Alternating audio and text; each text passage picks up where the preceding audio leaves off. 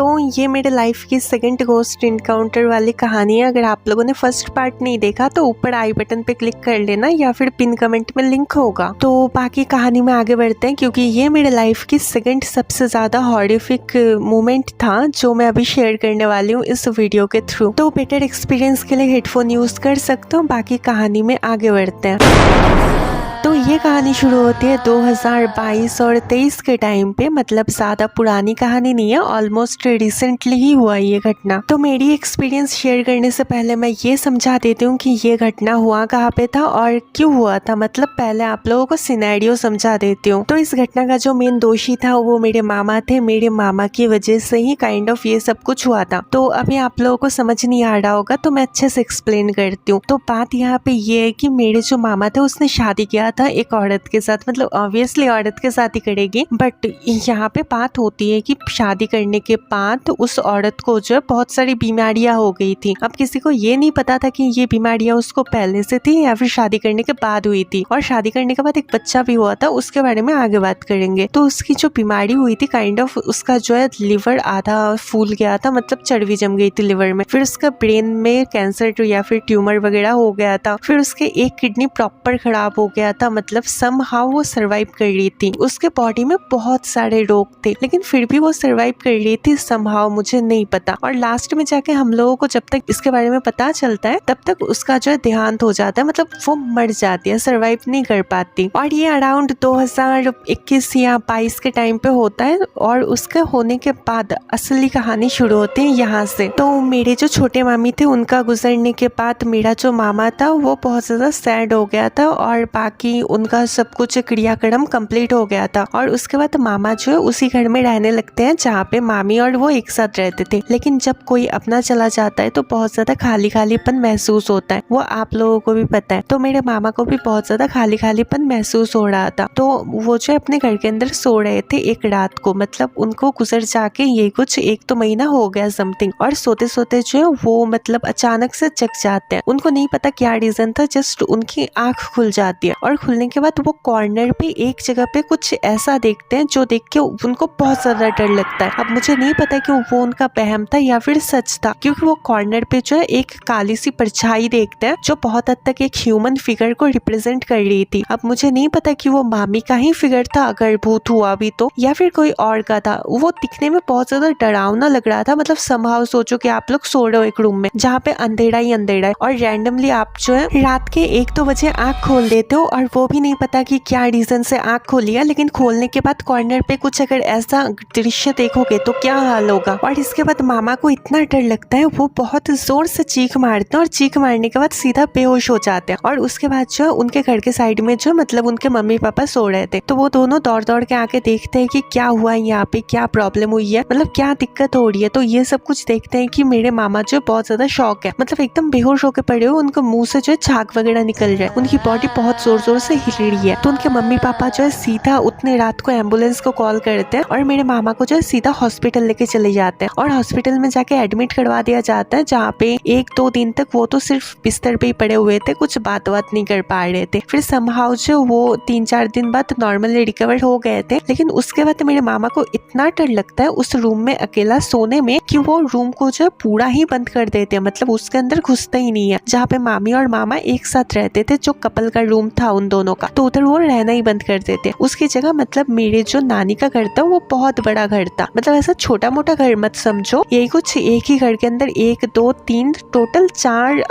4 room थे और उसके साथ सीढ़ियां भी थी उस रूम के अंदर। मतलब मेरे गाँव के अंदर, मतलब नानी का जो गाँव था उस गाँव के अंदर मेरे नानी का घर काइंड ऑफ सबसे बड़ा घर था, काइंड ऑफ हवेली टाइप का, क्योंकि मेरे नाना के पास बहुत पैसा था। और बाकी ये वाला कांड होने के बाद जो मेरे मामा के मम्मी पापा ने जो है मतलब काइंड ऑफ कुछ तो पंडित वगैरह को बुलाया था, मतलब जो बहुत ज्यादा सिद्धि वगैरह लेके रखते, बहुत बड़े इंसान काइंड ऑफ, मतलब उनको बहुत कुछ पता है, इन सारे चीजों के बारे में नॉलेज है। उनको बुलाते हैं अपने घर के अंदर और वो काइंड ऑफ उस हवेली के अंदर घुस तो जाते हैं, लेकिन काइंड ऑफ जो मामा का रूम था, जो मामा का घर था, उसके अंदर घुसने से सीधा मना कर देते हैं। वो बोलते हैं कि मैं तुझे कुछ बोल रहा हूँ, ये सारे सामान लेके काइंड ऑफ एक मतलब पॉट के अंदर डालना, क्या बोलते हैं उसको, मतलब मुझे हिंदी ज्यादा नहीं आती, बट काइंड ऑफ एक हाड़ी टाइप का होता है अगर आप लोग समझ रहे हो तो तो उसके अंदर जो कुछ ये सारे सामान डाल के उसको पैक करके उस घर के अंदर झुला देने को और उस घर को जो 3 महीने तक ना खोलने को, एकदम सील पैक करने को, जिससे कि मतलब उसके घर के अंदर अगर कुछ हुआ भी, मतलब जो था असल में, तो वो निकल जाएगा। तो इसलिए वो सब लोग जो घर के अंदर का सारा सामान निकालते हैं, रिचुअल वगैरह करते हैं, उस घर के अंदर आग वाग जला के शायद हवन भी किया जाता है। करने के बाद जो उस रूम को एकदम सील कर दिया जाता है 3 महीनों के लिए। और यहाँ पे ये बात याद रखना, सिर्फ उस रूम का होता है, पूरे हवेली को टच तक नहीं करते, सिर्फ एक सिंगल रूम का किया जाता है। क्योंकि मेरे मामा को लग रहा था कि सिर्फ इसी रूम के अंदर है, उनको लगा ही नहीं था कि पूरे हवेली के अंदर भी हो सकता है। तो अब ये होने के बाद जो वो अकेले सोने से बहुत ज्यादा डरने लगे थे और उनके पास तो वो रूम तो था ही नहीं, क्योंकि उस रूम में वो सो ही नहीं सकते थे, 3 महीने के लिए बंद हो गया था। तो इसलिए वो जो है मतलब मेरी मौसी को कॉल करते, छोटी वाली मौसी और उसका एक छोटा बेटा, वो दोनों काइंड ऑफ कुछ दिनों तक मेरे मामा के साथ रहने के लिए आ जाते हैं। और मैंने कहा था ऑलरेडी कि टोटल 4 रूम थे, तो उन 4 रूम में से सबसे कॉर्नर वाला रूम जो मेरे मामा और वो मासी सोने के लिए यूज करने वाले थे, तो वो दोनों जो उस रूम के अंदर सोने के लिए पहली रात को घुस गए। और घुसने के बाद जो है मतलब मेरे मामा जो है वहाँ पे सो रहे थे और उसके साइड में जो है वो छोटा भाई सो रहा था और उसके साइड में मेरी मौसी सो रही थी। तो ये रूम का स्ट्रक्चर कुछ ऐसा है कि जहाँ पे बिस्तर है उसके एग्जैक्टली साइड में दीवार के कॉर्नर पे डोर है और उस बिस्तर के एग्जैक्ट सामने जो है एक खिड़की है और बिस्तर के एग्जैक्ट साइड में मतलब चिपका हुआ एक और खिड़की है।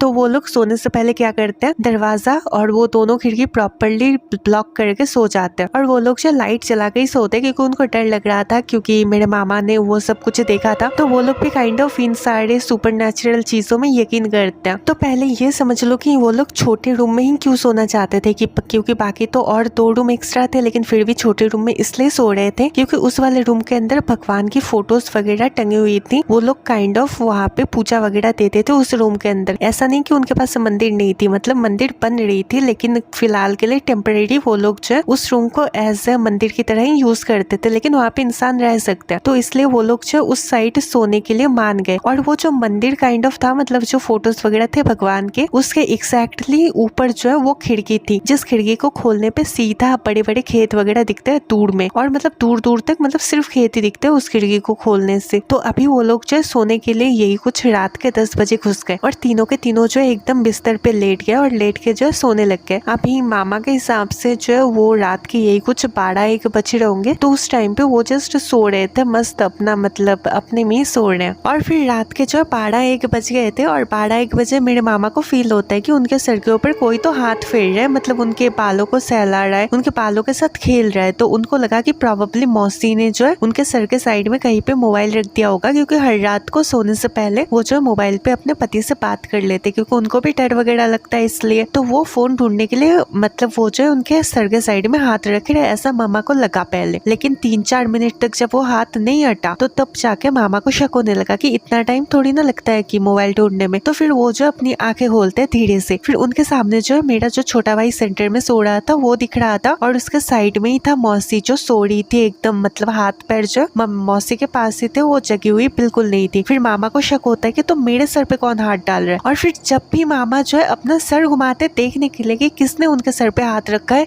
तो उस टाइम पे वो कुछ ऐसा डरावना देखते हैं जो वो कभी उम्मीद नहीं किए थे। तो वो देखते हैं कि उनके सर पे जो हाथ रखा हुआ था वहाँ पे हाथ तो था किसी का, लेकिन उस हाथ का जो बॉडी था वो बिल्कुल नहीं था। जस्ट एक हाथ जो हवा में उड़ रहा है, वो जस्ट उनके बालों को सहला रहा है। और जो हाथ दिखने में बहुत ज्यादा फीमेल टाइप का ही था, क्योंकि उसके हाथ के ऊपर जो चूड़ियां वगैरह पहनी हुई थी तो फीमेल टाइप का ही था। और वो देखिए मेरी मामा की इतनी फटती है, वो सीधा चीख के उठते हैं और चीख के एकदम बिस्तर के कॉर्नर पे जाके अटक जाते हैं। और मेरे मौसी को जोर जोर से धक्का मार के बोलते हैं ये क्या है, ये क्या है। फिर मेरी मौसी उठ के वो सेम नजारा देखती है और दोनों की फिट जाती है, दोनों चीख के उठते हैं। और उसके बाद मेरा वो छोटा भाई भी उठ जाता है और वो देख के इतना डर जाता है कि वो सीधा वही पे बेहोश हो जाता है। और उसके बाद वो चीख की आवाज सुन के मेरे नाना नानी उस घर में आते हैं। आने के बाद उनको पानी वगैरह देते हैं सर पे और मुंह पे जो है पानी वगैरह के छींटे फटकते हैं, जिससे कि वो लोग होश में आ सके। और फिर वो लोगों को पूछते हैं कि क्या हुआ क्या हुआ। फिर वो लोग जो अच्छे से एक्सप्लेन करते कि क्या क्या हुआ, जो मैं अभी आपको बताई वही अपने मम्मी पापा को बताए वो लोग। और उसके बाद ये लोग जो पूरी रात बिल्कुल नहीं सो पाए और सुबह एकदम 6 बजने के साथ साथ ये लोग जो सीधा निकल गए मंदिर के लिए। और मंदिर के अंदर जाने के बाद ही वहाँ पे जो पुरोहित या फिर पंडित वगैरह जो भी थे उन सबको जो सारी कहानी बताई कि ये हुआ था पूरी रात को, ये तीनों को बहुत बुरी बुरी चीजें दिखी है। ये सुनने के साथ साथ वहाँ के जो कार्यक्रम करने वाले लोग वगैरह थे वो सीधा उनको लेके गए नहलाने के लिए। फिर उनको अच्छे से नहलाया गया, फिर उनको जो प्यूरिफाई किया गया, शुद्धिकरण किया गया उन सबका। और उसके बाद जो उनको ताबीज वगैरह पहनाया गया, झाड़ फूक किया गया, जिससे कि अगर कोई बुरी आत्मा उनके पीछे पीछे आ भी जाए तो वो लोग जो प्यूरिफाई हो जाए। और ये सब होने के बाद वो लोग शांति की चैन से सांस लिए। लेकिन उन लोगों को तब तक इतना तो पता चल गया था कि हाँ उस घर के अंदर कुछ तो है। और मैं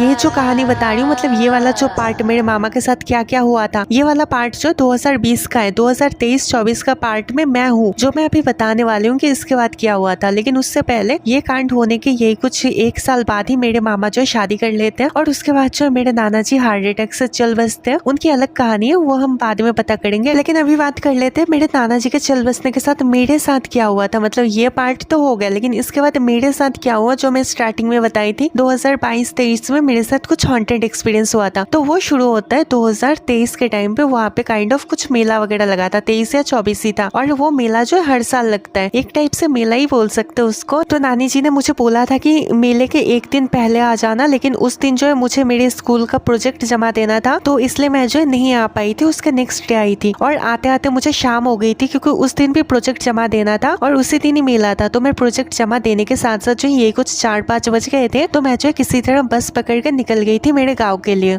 और जाने के टाइम पे एक रहस्यमय सी चीज होती है, इसको मैं मतलब कोइंसिडेंस बोलूं या फिर कनेक्टेड बोलूं, वो मुझे आप कमेंट में बताना। तो हुआ कुछ ऐसा था कि मैं गाँव के लिए निकली थी, तो जो बस मैं पकड़ी थी वो बस लिटरली खाली थी। कंडक्टर था और बस ड्राइवर था, जो लोग कुछ नहीं बोल रहे, वो दोनों जस्ट स्टिल, बस ड्राइवर अपनी गाड़ी चला रहा था और कंडक्टर जस्ट स्टिल खड़ा हुआ था। प्रॉबेबली ये कोइंसिडेंस भी हो सकता है या फिर कनेक्टेड भी हो सकता है, बट मुझे नहीं पता। तो जाने के लिए मैं बस में चढ़ी थी। अब बस की ये दिक्कत ये थी कि वो बस जो है मेरे नानी के घर के सामने एक शहर है, उस शहर के वहाँ पे उतरता था।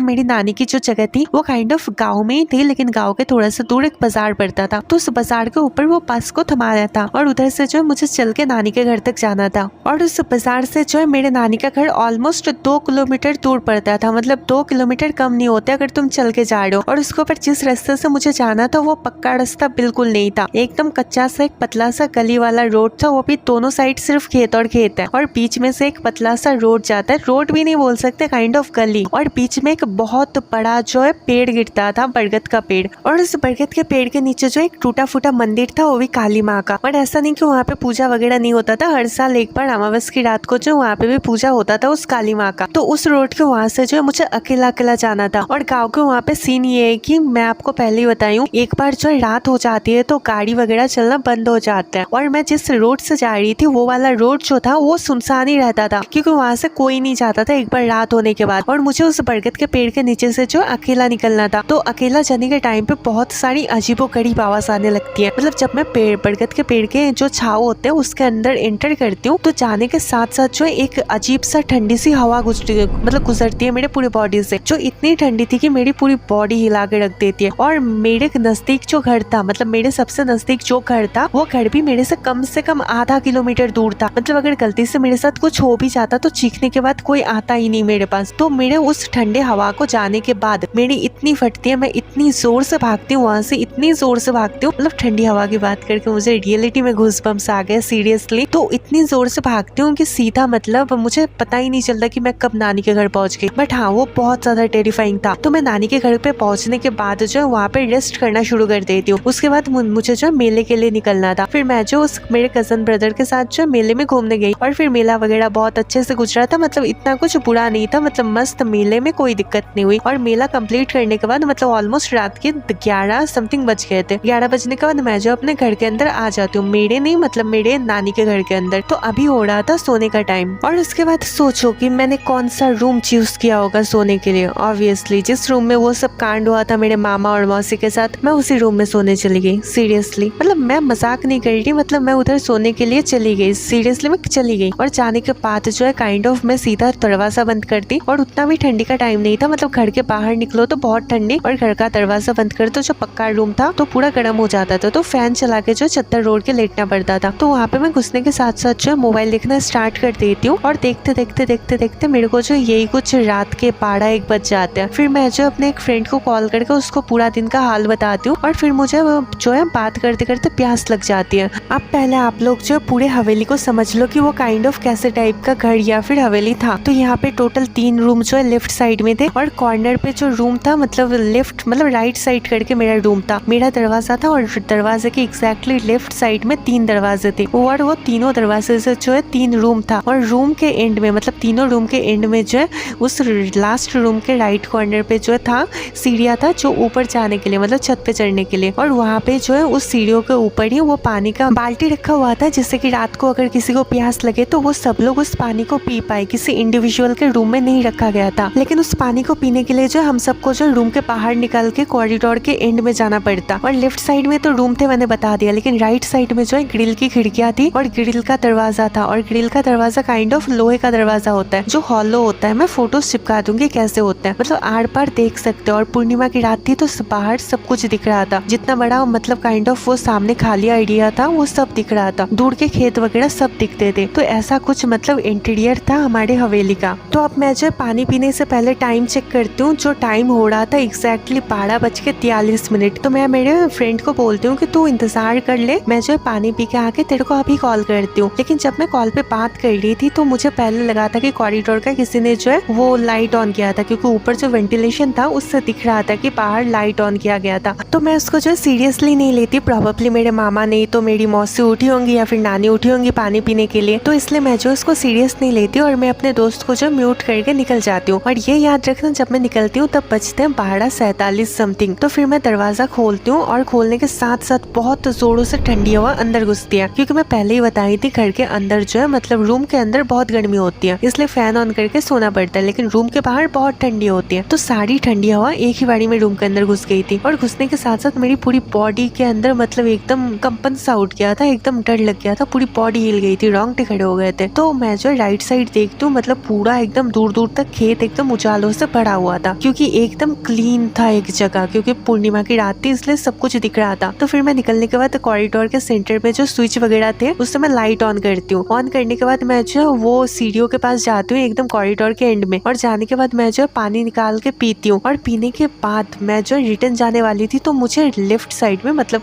जो वो जो ग्रिल वगैरह था उसके मतलब ऑपोजिट साइड जहाँ पे दूर दूर तक खेत था उसमें कुछ दिखते हैं, काइंड ऑफ कुछ 4-5 ब्लैक कलर के कुछ तो फिगर्स जो खेत में चल रहे होते हैं। अभी मतलब मुझे तो कुछ अजीब नहीं लगा था पहले, क्योंकि उतनी रात को प्रॉबेबली कोई चोर वगैरह हो सकता है, तो इसलिए मैं जो उसको इग्नोर कर देती हूँ और रूम के अंदर जाती हूँ और अच्छे से दरवाजा बंद करती हूँ। मुझे अभी भी याद है मैंने अच्छे से दरवाजा बंद किया था। और बंद करने के बाद जो मैं अपने दोस्त को अनम्यूट करती हूँ और फिर बोलती हूँ ठीक है इंतजार करने के लिए शुक्रिया। वो मुझे सीधा गालियां देने लगता है, वो बोलता है 5 मिनट के लिए बोल के तू सीधा 2 घंटे के लिए गायब हो गई थी। मतलब 12:47 से लेकर ऑलमोस्ट 2 बज गए थे और मैं जो कॉल पे थी ही नहीं। तो फिर वो मुझे बोल रहे 1.5-2 घंटे से कहाँ थी तुम? तो फिर मैं तो बोली तो मैं तो 5 मिनट के लिए गई थी, लेकिन मोबाइल में सच्ची में जब मैं टाइम देखी तो हाँ 2 बज गए थे। तो इतना ज्यादा टाइम कंज्यूम हो गया, तो हम लोग मुझे लगा प्रॉबेबली मतलब कुछ गलत हुआ होगा या फिर वो गलत देख रही होगी या फिर मैं जो है गलत टाइम देखी होंगी। तो इसलिए हम लोग जो है पहले थोड़ा डर जाते हैं, बट ठीक है अडेप्ट कर लेते हैं, प्रॉबेबली कुछ रीजन होगा या फिर कुछ ग्लिच वगैरह हो सकता है। और उसके बाद जो हम लोग कॉल काट देते हैं और उसके बाद मैं जो है लाइट को ऑन करके, क्योंकि वो वही रूम था जहाँ पे मेरे मामा को वो हाथ वगैरह दिखा था, तो इसलिए मैं लाइट ऑन करके चद्दर ओढ़ के फैन ऑन करके सो गई। और उसके नेक्स्ट डे जब सुबह के 10-11 बजे मेरी आंख खुलती है तो मैं देखती हूँ कि मेरे साइड में जो मेरा भाई बैठा हुआ है। अभी वो रूम जो सील पैक वाला रूम था उसका जो दरवाजा अगर मैं बंद कर देती हूँ अंदर से तो बाहर से कोई नहीं खोल पाता था। और उठने के साथ साथ मेरा फर्स्ट रिएक्शन ये था कि तू अंदर कैसे आया, और वो भी जेन्युइनली शॉक हो गया, वो वाला दरवाजा तो खुला हुआ था। फिर मैं बोली तो उस खिड़कियां वगैरह क्यों खोल के रखा है, ठंडी हवा आ रही है, तो बोला खिड़कियां भी खुली हुई थी। तो मतलब मेरी एकदम सीरियसली आत्मा कांप जाती है, क्योंकि मैंने अच्छे से दोनों खिड़कियां और साथ में दरवाजे बंद करके सोए थे, लेकिन सुबह उठने के बाद मुझे पता चलता है कि वो खिड़की और दरवाजे खुले हुए थे। और ये सुनने के बाद मैं सीधा उस वाले दोस्त को कॉल लगाती हूँ जिससे मैं कल रात को बात कर रही थी और उससे सीधा पूछती हूँ कि मैंने तेरे को बताया था ना कि मैं दरवाजा बंद करके और खिड़की बंद करके तेरे से बात कर रही हूँ, पानी पीने के बाद आके मैं तुझे बताई थी ना कि दरवाजा बंद कर दी। उसने बोला हाँ। और उसके बाद जो हम दोनों भी शॉक हो गए कि ये कैसे हो गया, लेकिन मुझे तो डर लग गया था, तो इसलिए मैं सीधा उधर सब कुछ छोड़ के मतलब मुंह धो के खाना खा के सीधा निकल के घर आ गई। और ये होने के बाद मैं अभी तक उस वाले कहानी को भूल नहीं पाई जो मेरे साथ उस रात को घटी हुई थी, तो इसलिए उसके बाद से मैं अभी तक जो नानी के घर पे ना गई और ना इन फ्यूचर में जा पाऊंगी। बाकी आखिर में तो मैं यही बोलूँगी, कुछ दरवाजे खुद से नहीं खुलते, वो बस किसी को अंदर बुलाने के इंतज़ार में होते हैं। तो फाइनली वीडियो ख़त्म हो चुकी है, और अगर आपको वीडियो अच्छी लगे तो इस वीडियो पे भी लाइक कर देना, क्योंकि पिछले वाले में कुछ रिस्पॉन्ड आया नहीं था, प्रॉबेबली यूट्यूब की गलती होगी। बाकी वीडियो अच्छी लगी तो कमेंट में कुछ हार्ट इमोजी पेस्ट कर देना, जिससे वीडियो को थोड़ी रीच मिल सके। और अगर आपको आपकी कहानी मुझे जो शेयर करनी है तो मुझे इस इंस्टाग्राम पर DM कर सकते हो, और इस कहानी को जो मुझे 0 out of 10 में कितने रेटिंग दोगे वो भी कमेंट में बताना। तो बाय।